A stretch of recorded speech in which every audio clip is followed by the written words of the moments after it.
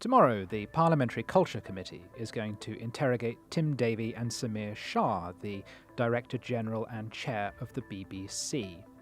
We spoke to Caroline Dinenage, who is the chair of that committee, and asked her what is it she's going to ask these gentlemen, and should the people at the top be for the sack? It hasn't been the best summer for the BBC, and particularly in light of the fact that the BBC Charter Review is coming down the track at some point in the next few weeks. I think we really need to ensure and make sure that he can reassure us that he's gripping this, and that they've learned from this kind of litany of different incidents that you've mentioned, and that lessons have been learned, due diligence will be done, and trust will be restored.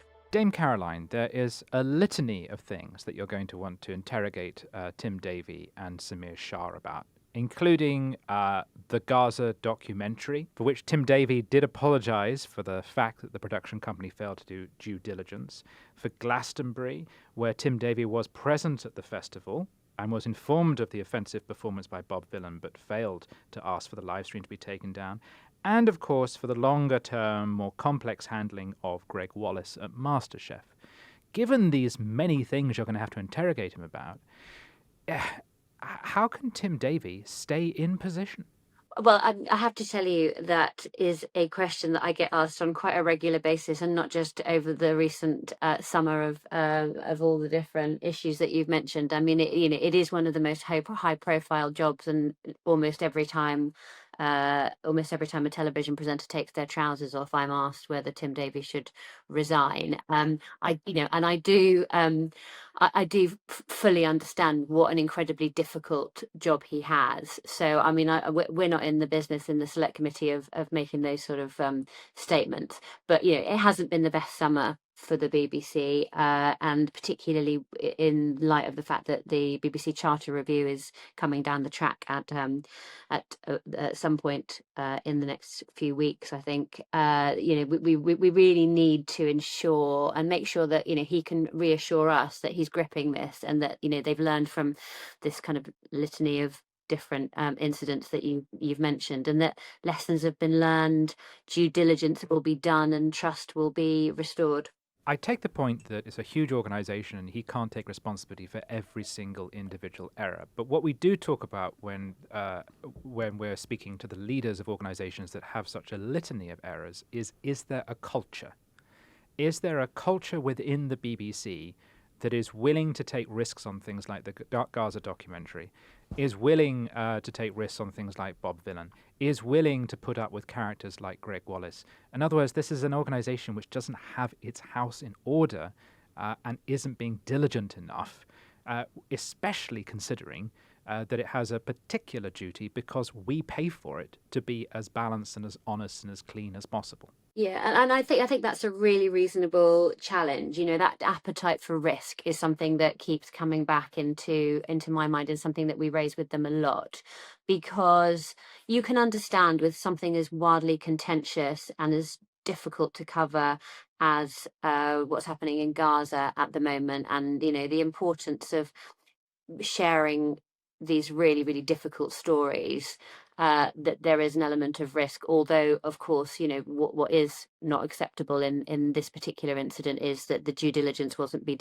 done, and it wasn't revealed, even though I think the production company knew of the family connections of the child. And so everything just needs to, it's not just about it being above board and without reason to challenge it, but it needs to be seen to be that way as well, and everything needs to be disclosed really openly and fairly. But when it comes to things like Glastonbury, I personally don't understand the need to take those sort of risks. Glastonbury is above all, in the way that most people access it through BBC, whether that's through the iPlayer or whatever else, is an entertainment show. So the vast majority of people who are tuning in are those who couldn't get a ticket, or who just love watching it on telly, like my mum, who might be tuning in for Rod Stewart or Olivia Rodrigo or Pulp. They're actually not that bothered about these really sort of niche bands that only probably had 1,000 or 2,000 people in the field of 250,000 people watching them anyway. And what I just don't understand personally, why the BBC felt that this was one of 7 bands that were seen as high risk. Why bother to cover them in the first place? And if you are going to make that decision, which I think is a silly one, then you need to have a broadcast delay, and you need to make sure that editorial guidelines are followed really, really closely. You have to take a special steps to do that. And that was my concern here, is the unnecessary risk appetite in something that I just don't think needs it. The Telegraph perception of the BBC is that it's biased. Funny enough, people from all different ideologies think it's biased in one direction or another. There's been a lot of rhetoric among the pro-Palestinian brigade that it's too pro-Israel. You've got a lot of rhetoric among the Zionists saying it's too anti-Israel. What do you think about BBC bias? I mean, this is something that we keep coming back to, and that a challenge that I hear all the time is whether the BBC is too biased pro one way or another in the Israel-Gaza war, whether it's too left-wing, whether it's too right-wing, or my left-wing colleagues in Parliament think that the BBC has a right-wing bias and gives way too much focus on, particularly on reform at the moment. Some of my right-wing colleagues feel that the BBC has got a huge left-wing bias and is relentlessly woke in its approach to life, the universe, and everything. So, I think the BBC it has really can't win in these situations. People will always think that it's biased in some way. I suppose a sort of lazy interpretation would be that if everyone thinks that you're biased one way or another, then maybe you're somehow getting it right. But the fact is, the only thing that they can do is reassure us all the time that they are taking additional steps. I think we hold our public service broadcasters, and particularly the BBC, to a sort of higher standard of expectations. And so they have to go the extra mile to reassure us that they're doing everything they can to retain that impartiality, to make sure everything is properly researched, and that they're, above all, very trustworthy in the information that they present to us. You're from a background where your father was in TV, Fred Dinenage. We were talking about him earlier, weren't we, Tim? And how much we used very to nostalgically. enjoy him on How and How To and all of those scientific programmes. Do you think that the BBC carries the gold standard it used to when we were growing up?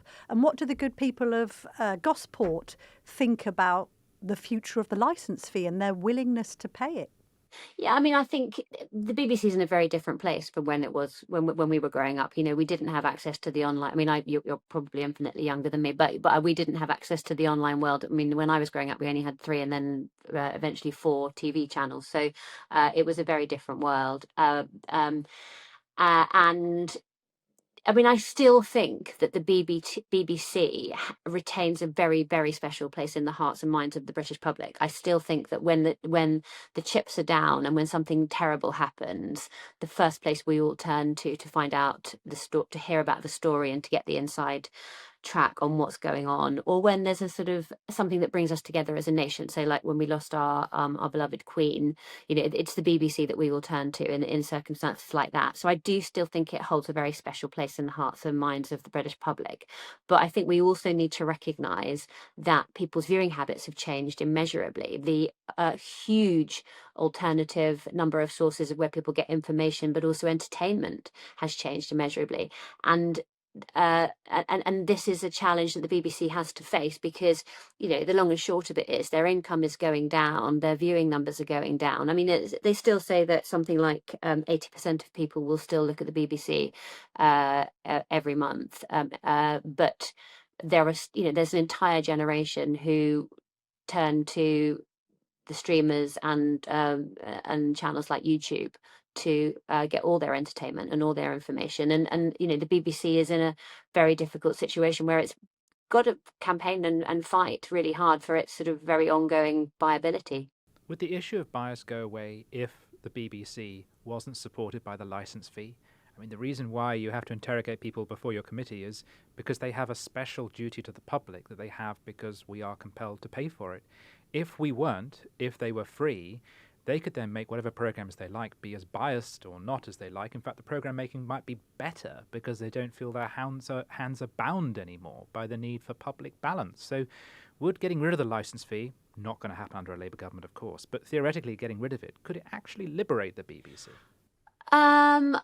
But do we want the BBC to be liberated in that way? I mean, there are, there are alternative channels that you can turn to if you want news with a very particular angle. You know that, and there are other media sources that you can access for the same reason. If you want to get something which is typically or purports to be unbiased and honest and trustworthy, and genuinely trying to communicate with the British public in by just delivering the facts without necessarily taking an opinion on them, then our public service broadcasters are best placed to do that.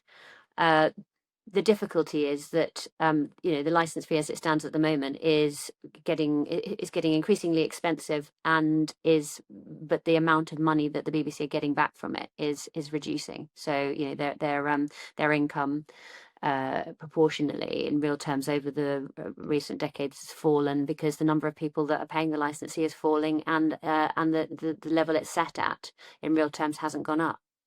Thank you very much indeed for joining us on the Daily Tea.